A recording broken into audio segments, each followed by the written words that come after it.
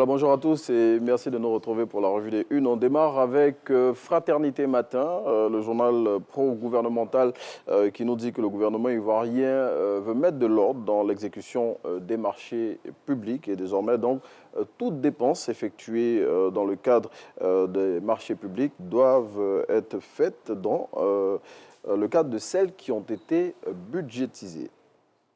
Autre titre qu'on vous propose aujourd'hui dans le cadre de cette revue des Unes, c'est le quotidien L'Inter. L'Inter qui s'intéresse à deux informations majeures qu'on a retenues pour vous aujourd'hui. Donc, il y a d'abord les élections locales pour lesquelles le confrère indique que les contours d'une probable alliance entre le Front populaire ivoirien et le Rassemblement des oufouettistes pour la démocratie et la paix, eh bien, ces contours-là sont en train de se dessiner pour les élections locales à venir. Il propose dans son numéro de ce jour un compte-rendu du comité central du parti au pouvoir qui s'est tenu le jeudi dernier où, bien évidemment, cette probable alliance entre les deux partis a été évoquée. Et puis, dans son numéro de ce jour, le confrère propose également un reportage qu'il a réalisé dans la ville de Boaké. Et dans ce reportage, il fait une incursion dans le milieu des femmes qui font des métiers traditionnellement pratiqués par les hommes dans la capitale du Béké.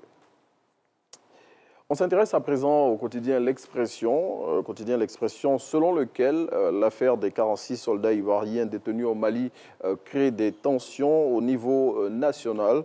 En croire le confrère, la classe politique malienne s'érige contre cette situation qui s'enlise avec le temps. Et puis on referme cette revue des Q1 avec Soir Info, qui s'intéresse au drame qui est survenu dans la commune de Koumassi le vendredi dernier, drame au cours duquel un couple et leurs deux enfants ont été retrouvés morts dans leur maison de Koumassi campement. Et selon le confrère, eh bien, il y a du nouveau dans cette affaire. Voilà. Naomi, c'est ici qu'on s'arrête pour la revue des Unes de ce jour.